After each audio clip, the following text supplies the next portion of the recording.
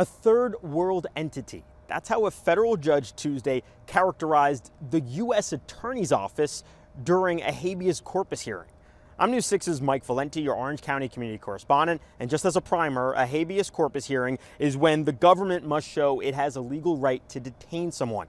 And on Tuesday, in two separate cases, federal judges ruled that two immigrant detainees were being unlawfully held at the Orange County jail, and then decided that they should be immediately released. Ahora no entiendo si ellos mismos están diciendo que es algo injusto, ¿por qué lo siguen haciendo? Johnny Rondon Rodriguez released from custody Tuesday in attorney Philip Arroyo's second habeas corpus case of the day. I think what we're seeing today is the separation of powers in full display. Federal Judge John Antoon ruling that Rodriguez, who has a brain tumor, has been unlawfully detained at the Orange County jail for almost a month, solely on an immigration hold.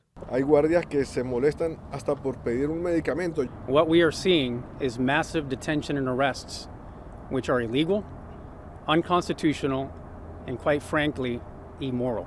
When held on an ICE detainer with no underlying criminal charges, a person can only be detained there for 48 hours.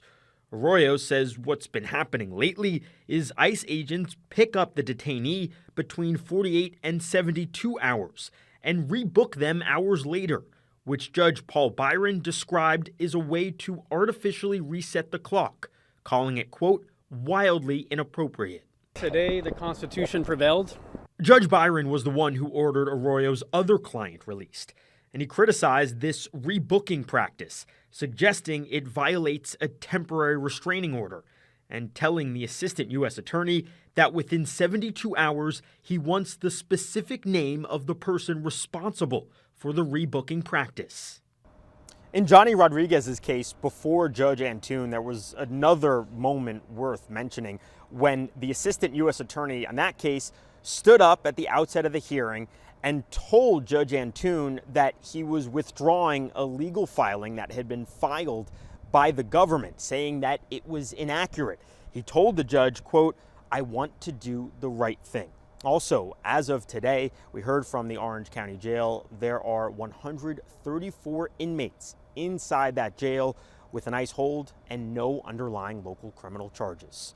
I'm your Orange County community correspondent, Mike Valenti, News 6.